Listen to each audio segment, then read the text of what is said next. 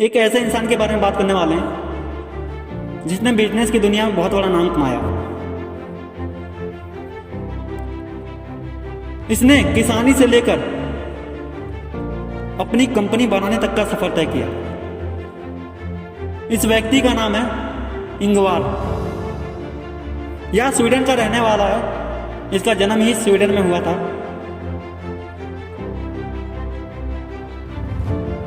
इसके पिता एक किसान थे, सब्जियां उगाते थे,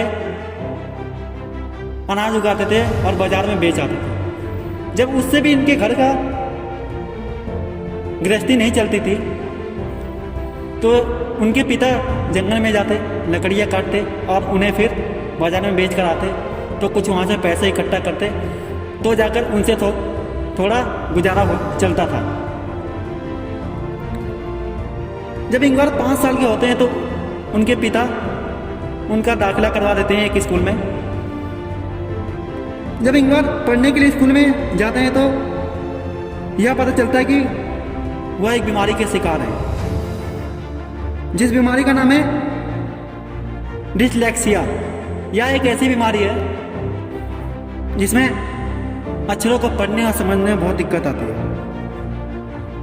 लेकिन इंगवार की एक बहुत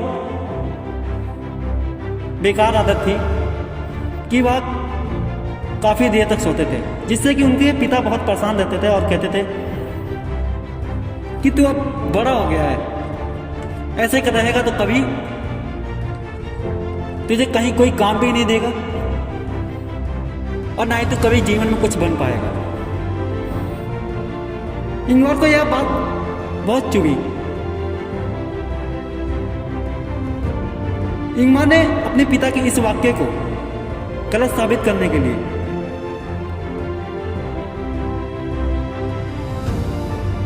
एक प्रण ले लिया था। उन्होंने यह सोच लिया था कि मुझे अपने पिता की इस बात को गलत साबित करना है। उसी दिन बगल में एक घड़ी रखी थी, उसको उठाया और उसमें 5:30 बजे का अलार्म सेट कर दिया और उसमें जो एक अलार्म को बंद करने वाली एक बटन होती है उसे भी तोड़ दिया। तो बात क्या होगी, इससे उनकी लाइफ में कुछ चेंज आए। वह रोज सुबह जल्दी उठने लग गए। अब उन्होंने पढ़ाई भी करना शुरू कर दिया, जल्दी भी उठने लग गए और अपने पिता के साथ काम भी करने लग गए। लेकिन इंगवार जैसे जैसे बड़े हो रहे थे उनको अपने पढ़ाई के लिए खर्च उठाने में बहुत दिक्कत आती थी। इंगवार जब भी अपने पिता के संग जाया करते लकड़ियाँ काटने तो कुछ अच्छे अच्छे सरकंडे जो होते हैं उन्हें काटते हैं और ले जाकर बेच आते हैं। तो वहाँ से जो भी कुछ पैसे इंगवार को मिलते हैं उससे वो अपनी पॉकेट मनी के लिए रख लेते हैं। जब इंगवार धीरे धीरे और बड़े होते हैं, जब वो 8-9 साल के हो जाते हैं तो वहाँ से उनकी लाइफ में एक अलग चेंजिंग आता है। क्या होता है कि अब वो बिजनेसमैन की दुनिया में थोड़ा सा घुस जाते हैं। तो वहाँ से जाते हैं डेकोरेशन की दुकान पर, वहाँ से कुछ पेन लेते हैं और जाकर बेचना स्टार्ट कर देते हैं। सबसे पहले तो अपने स्कूल में जाते हैं, कुछ दोस्तों को देते हैं और फिर आसपास के इलाकों में वह बेचते हैं और उससे कुछ पैसे प्राप्त होते हैं। तो उससे उनकी स्कूल की फीस जाती, थोड़े घर के कुछ खर्चे चल जाते हैं। लेकिन जैसे जैसे इंगवार बड़े होते चले गए, जब वो 12 साल के हो गए तो परिवार चलाने में बहुत दिक्कत आने लग गई। तो इंगवार ने क्या किया, वो फिर से दुकान पे गए, वहाँ से डेकोरेशन का सामान लिया, पेन लिया, पेंसिल लिया और माचिस लिया और घर पे आए। तो उनके पिता ने यह देखा कि यह सब क्या है। तो यह सब देख के इंगवार के पिता ने उनको एक साइकिल खरीद के दे दी। अब इंगवार उस साइकिल से सामान बेचने जाया करते हैं और आकर शाम को पढ़ाई भी किया करते हैं। इंगवार का जीवन इसी तरह यापन होता चला गया। धीरे धीरे बड़े हुए जब वो 20 साल के हो गए तब तक उन्हें बिजनेस के बारे में बहुत बड़ा ज्ञान हो चुका था।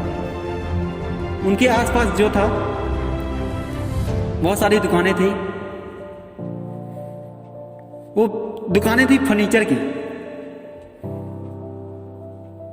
एक बार जाते हैं इंगवार, वहाँ पे पूछते हैं कि ये लकड़ी कितने की है, आप कहाँ से लाते हो, कुछ जानकारियाँ ऐसी प्राप्त करके दुकानदार से वो भी जाते हैं लकड़ी खरीद के लाते हैं और एक वहाँ की लोकल कंपनी होती है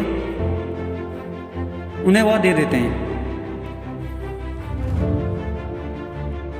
तो वहाँ से कुछ फर्नीचर के सामान बनवा के वह जाते हैं, कम दामों में बनवा के ज़्यादा दामों में बेच कर आते हैं। तो ऐसे कुछ दिनों तक चलता रहा। कुछ दिनों तक ऐसा काम किया कि तो उनका जो एक धंधा था बहुत अच्छा चलने लग गया, और धंधा इतना अच्छा चलने लग गया कि वहाँ की जो आसपास की कंपनियां थी उन्हें बहुत ज़्यादा नुकसान होने लग गया। तो यह देखकर एक कंपनी थी वहाँ की, the Swedish furniture of would industries. इस कंपनी ने इंगवार की कंपनी का बायकॉट करवा दिया। और लोगों ने क्या किया कि इंगवार के पास से माल लेना बंद कर दिया। अब इंगवार की जो भी कंपनी थी बहुत ज़्यादा घाटे में आने लग गई। तो इंगवार ने क्या किया कि मेहनत करनी नहीं छोड़ी, हार नहीं माना। कहते हैं ना, जब भगवान एक रास्ते बंद करता है तो कई अन्य रास्ते खोल देता है। इंगवार के संग में कुछ ऐसे ही हुआ। उन्होंने अपनी ज़िंदगी में, अपनी लाइफ में कभी हार नहीं मानी, और उन्होंने एक पोलिश कंपनी थी उससे माल लेना स्टार्ट कर दिया। वहाँ से कच्चा माल लेते और फिर वही काम करते, जाते लेबर के पास, वहाँ देते और वो उन्हें फर्नीचर के सामान बना के देता और इंगवार बेच आते। अब इंगवार क्या किया कि यहाँ पे उस कंपनी में एक लेबर को ढूंढा, फिर ऐसे कई सारे लेबर को ढूंढे और माल इकट्ठा किया और बहुत सारे फर्नीचर के सामान बनवाए और उन्हें बेचने लग गए। जब इंगवार का ये धंधा भी काफ़ी ज़्यादा चलने लग गया, हद से ज़्यादा चलने लग गया, तो उन्होंने एक कंपनी बनाई जिस कंपनी का नाम आज बहुत फेमस है, IKEA। यह एक फर्नीचर कंपनी है। अब इंगवार नए नए फर्नीचर बनाने लग गए। इंगवार को फर्नीचर की दुनिया में, बिजनेस की दुनिया में, नए नए प्रकार के फर्नीचर बनाने में बहुत ज़्यादा नॉलेज हो चुका था। अब मार्केट में इनकी कंपनी इतनी चलने लग गई कि आसपास की कंपनियां बिल्कुल ठप पड़ गई। ऐसा माना जाता है कि जब इंगवार कहीं पे भी, किसी भी देश में अपना फर्नीचर शोरूम खोलते ना, तो वहाँ की जो आसपास की लोकल मार्केट थी, वहाँ की कंपनी बिल्कुल फ्लॉप हो जाती थी, बिल्कुल ठप पड़ जाती थी। आज इंगवार के इस शोरूम, फर्नीचर शोरूम 43 देशों में हैं। इंगवार ने बचपन से ही मेहनत करनी शुरू की और अब यह कंपनी 43 देशों में स्थापित है। यही नहीं, भारत में भी अब यह कंपनी है IKEA नाम से। जैसे हैदराबाद में है, मुंबई में है और गुरुग्राम में है।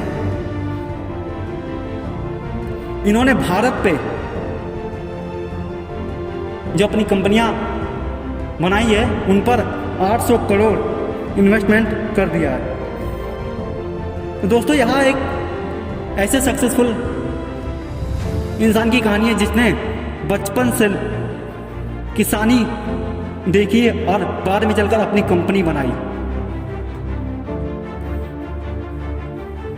तो दोस्तों, यहाँ उस व्यक्ति की कहानी है जिसे कहते थे कि तू कुछ नहीं कर सकता।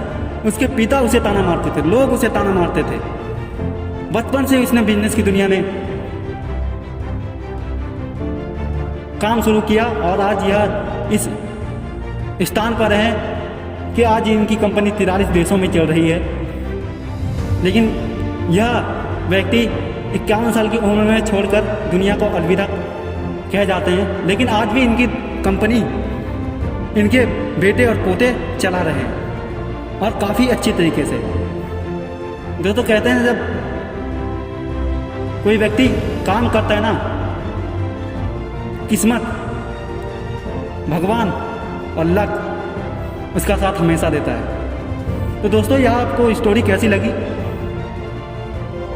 आप कमेंट बॉक्स में हमें बता सकते हो।